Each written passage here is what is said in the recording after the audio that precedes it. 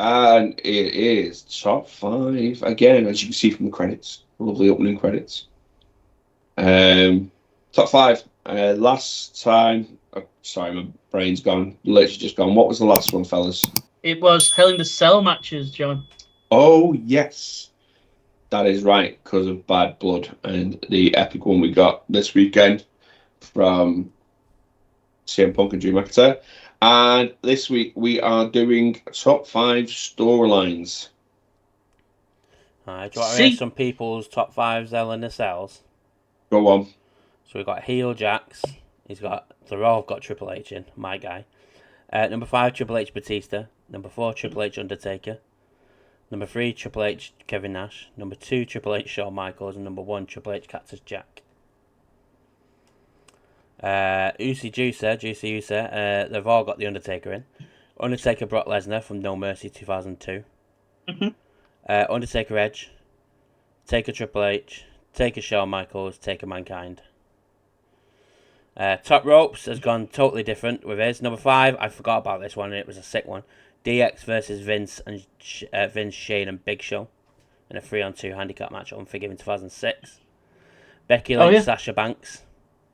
New Day Usos, Seth and Edge. I totally forgot about the Seth and Edge one. And Cody and Seth is his number 1. Mr. Green. Cena, 6-man Hell in a Cell is number 5. Edge versus Finn, number 4. 3, Orton versus The Undertaker. Batista versus The Undertaker. And then Triple H versus CM Punk versus Alberto Del Rio is his number 1. Whether it was the ending to that one that made it seem...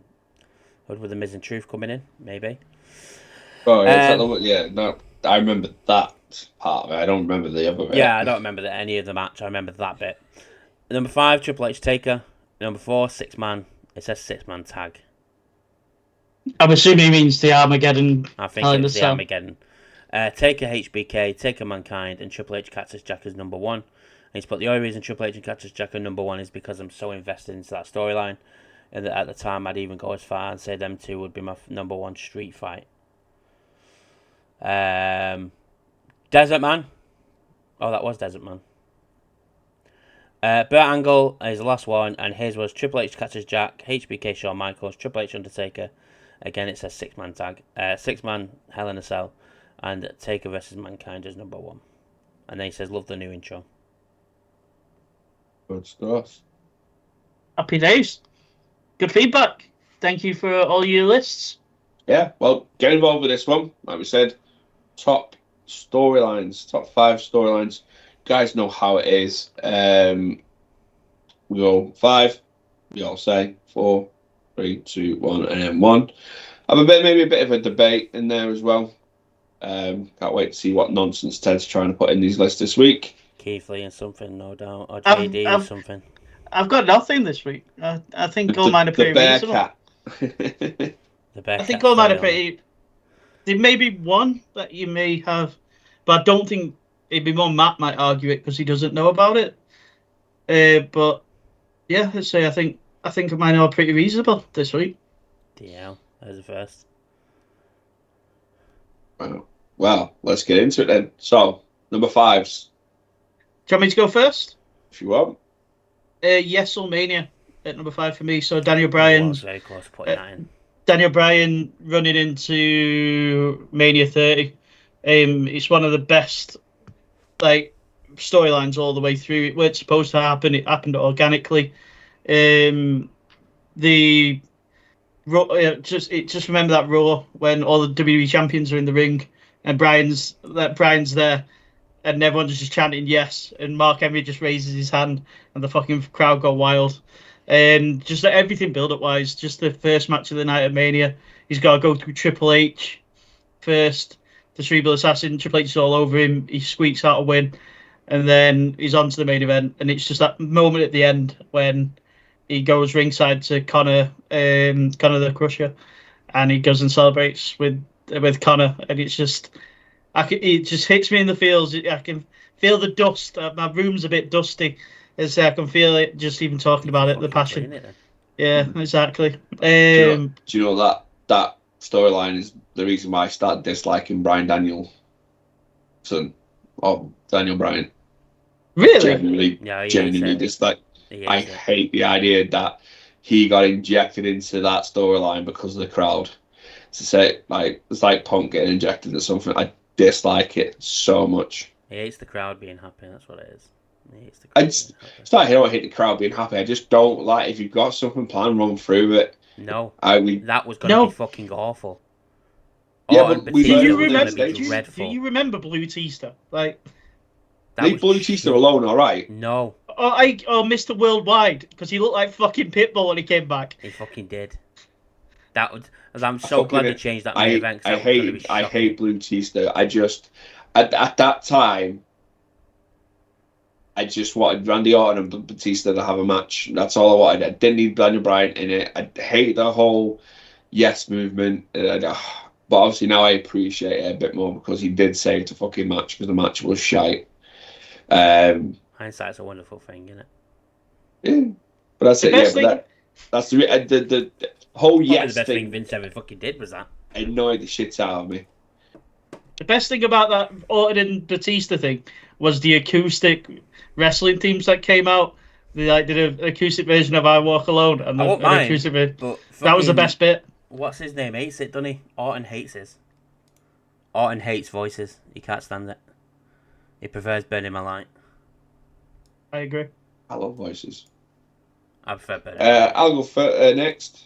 The Rise of the Man. That's a really good. That was what I were in an argument with. I love Becky Lynch. I was not right now. I wouldn't say I was a fan of her right at the beginning when I started watching NXT because I don't think Becky knew what Becky was to do in NXT. Then she came up and she did the whole steampunk thing, and I was like, I like her as a wrestler, but the gimmick's a bit shit.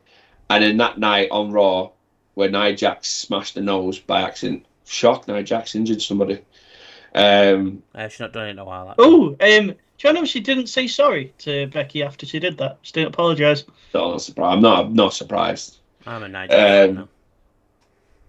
But yeah, she's broke her nose, and then obviously that iconic moment where she stood in the crowd, the blood pouring down her nose, raising her arm at the beginning of that. I absolutely loved that entire man run, the whole mugshot, and I've got out of the t-shirt, and so yeah, the Rise of the Man's my number 5. Mine is Beer Cap Keith Lee. This is Matt Riddle. That little short stint they had it on Raw. It was really good. I was tied with JD and anything he does on Raw. No. Number 5 is the McMahon Helmsley era. It's fucking mint, mate. I don't give a shit what anyone says. I enjoyed Raw then and SmackDown. DX taking over, putting themselves into the main event. Triple H just holding the title, going back and forth with The Rock and Cactus Jack. Adding the Big Show in there as well. It was mint.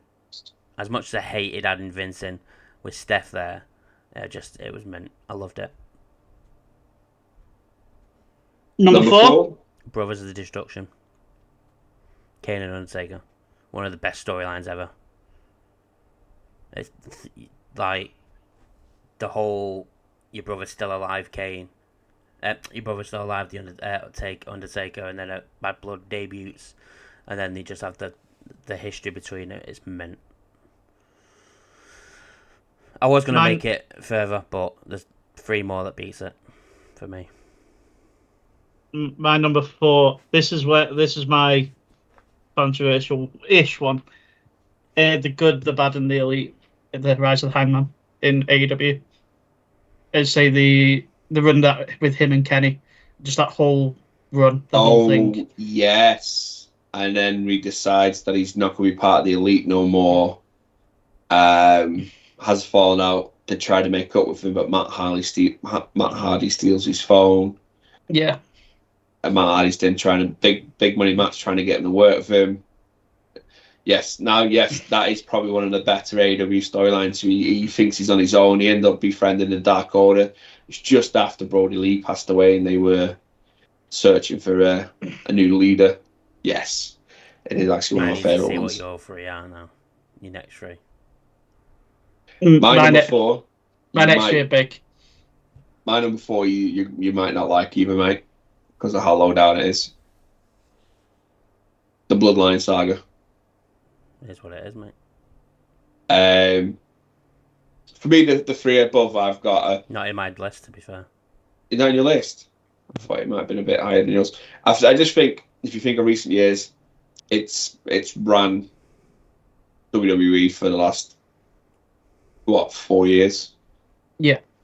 Ran thick for it. Even right now, it's not its greatest right now, but it's ran thick. And if you look at the outcomes, Jay's a champion off the back of how well he did in that there.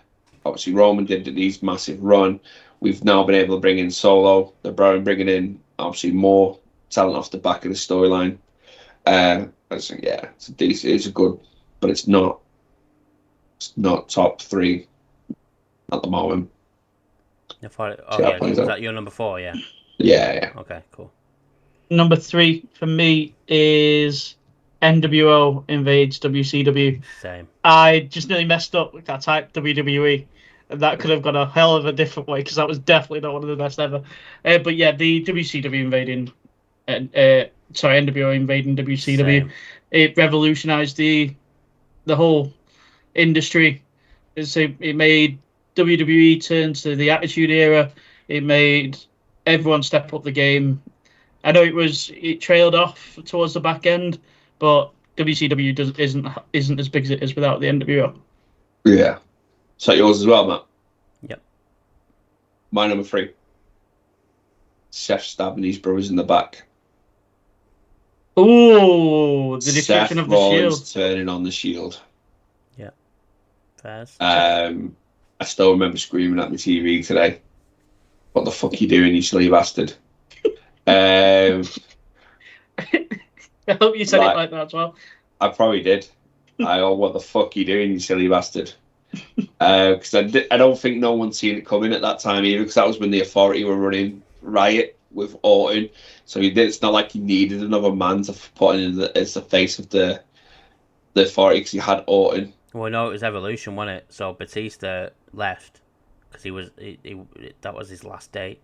But they had plans to carry on the Evolution thing, but Batista didn't. He had other plans with films, so they needed to bring someone in, and that was it. But then they changed it to the Authority rather than Evolution.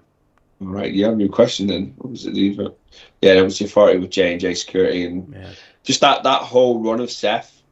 I didn't like it at first, and he got injured midway through, and he went off TV for a while, and Raw sucked massively because we didn't have this knobhead turning up every week. It's saying how good he is and cheating his way to winning, and then obviously he came back, and obviously the rest is history. Fucking love Seth. But yeah, Seth turning on the Shield at number 3. You got me? I said, do you? Yeah. I didn't know. Sure. Number 2. Are we on number 2 now? We're on number 3. Yeah. Yeah, you're gonna hate me. Yeah. Number 2 is CM Punk leaving with the title in 2011 against Cena and Vince. Oh shit! I forgot about that. The storyline at the time was fucking. It's not really. My number 2 is Bloodline. Like, I weren't going to do a top 5 storylines and not have the Bloodline in it. Are you joking? I knew something was going on. Bloodline. No, if that was it, I'm not. Yeah, I mean, I don't think I watched around that time, so. So I was going to put the Punk Cena's running away with the title storyline thing in. It was going to come at number 5, but I just thought the McMahon Helmsley thing for me was better.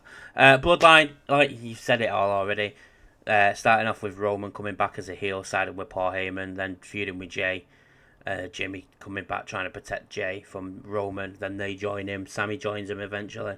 Like, it's cinema, then they go through the whole thing of breaking up. Then it's the new shit now going on, and it's not great, like you said, but hopefully it starts picking up a bit of steam now with War Games around the corner. Bloodline it's cinema. It's been cinema for 4 years. Nothing beats it over the ball for 4 years just gone. Bar the Avengers at WrestleMania 40. Even though that's part of the Bloodline saga. Yeah, so.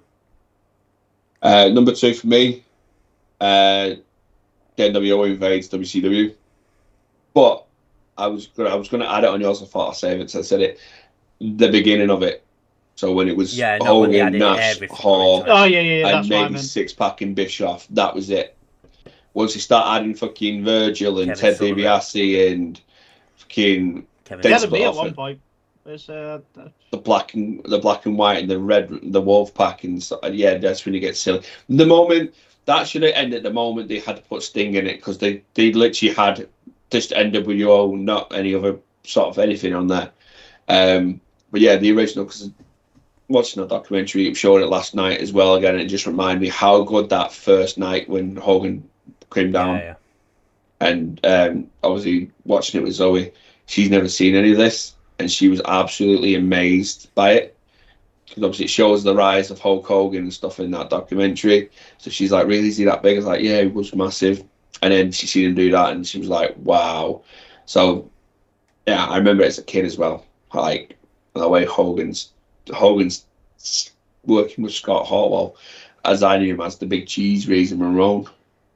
Because he did that whole gimmick, and is the big cheese raisin Ramon. Yeah. But yeah, that's my number 2. Ted? Matt, you're gonna hate me. Austin versus How McMahon. the fuck is that not your number 1? Is that So your Matt- number 1, Matt? Yeah. Yeah, it's mine too. Why would it not be? So- It's the best storyline in history. It's the most iconic. If that storyline didn't happen, mate, we don't have WWE. To be fair, we've not heard what it is yet. Go on.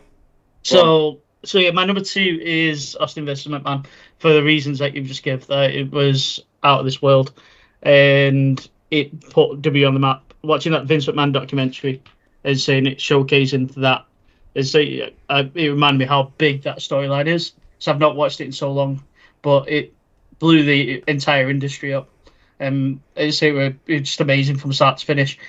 Austin lived out that dream that all of us wanted, is to tell his boss to fuck off and just mess with their lives and fuck with them as much as they. So I'm just curious now. Have any of you two ever told the boss to fuck off?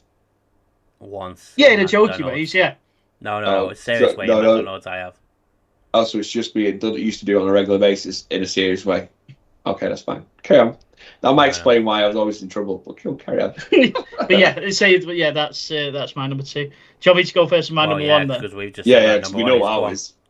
So for me, the Bloodline, up to WrestleMania 40, up to that point, just because WWE, I know, like, I had friends who weren't wrestling fans talking to me about the Bloodline stuff. I ain't had that for years. Like, no WWE storyline has ever hit the public. Not the public domain. That's not what I'm meaning. No pop culture, essentially, is what I'm meaning. Like, people know who Cody Rhodes is. Like, Roman Reigns were all over American, like, television. Like normal American television, like Jimmy Fallon and things like that. He's always like, all over that. Hmm? He's always on Jimmy Fallon. Yeah, And but that's Jimmy Kimmel. Jimmy Kimmel, that's the other one. I couldn't think of the other one. Thank you. Yeah, But yeah, he's not busy. for me, I revolutionised everything, and just that moment at Mania 40, the finish, the story continues. It's saying the emotion that came out of that for me, it just pipped it. It pipped it to me. It's a number 1. I hate to argue the Bloodline shit. I hate to argue it because I agree, but Vince and Austin. Revolutionary. If we didn't get Vince and Austin, mate, we'd all be watching WCW with Eric Bischoff right now. Yeah, and I'm not denying that. It's just. But There we've was had a that lull of and 20. the fact that he leaked the results for the Mankind title win. That's when he fucked himself. Yeah. But yeah, if we didn't have Austin and McMahon going on those ways it did, and like you say, fulfilling people's dreams of kicking the shit out of bosses they didn't like, week in, week out, we'd be sitting and watch Ted Turner's fucking WCW right now. That's what I'd be doing. The way I put it into perspective, right, is if we look at it, because AEW is around, if the Bloodlines shit didn't happen, I still think WWE, more people will be watching more WWE than AEW. Whereas back then, the Vince and Austin, it just swung the other way. Everyone was watching WCW, then went to go and watch WWE. Whereas now, more people would still be watching WWE because of the likes. You still got Roman Reigns and Seth Rollins and people there like that. That's why I think it's number 1, just because there's no. It swung. It revolutionised the way Vince did it, though, as well. I agree. It made Vince stop from doing wrestlers like Repo Man and the Garbage Collector and stuff like that.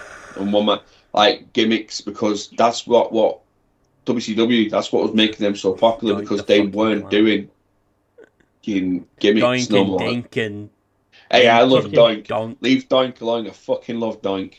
But It's he the had rest the of them I wrestling. hated. Yeah, and that's what made him change, because Austin was this edgier person, and that's what opened the door. We didn't get Austin doing that. We didn't get DX. We didn't get that. And WCW would have won. It's like now, is if something happened and Tony Khan was able to offer contracts like £1 billion contracts and stuff like that, and he was able to persuade Roman like Reigns to people go to from Roman AEW. Reigns stuff, just because WWE were doing the same stuff over and over again, and they were getting bored. If he was able to do it, we'd be back in another.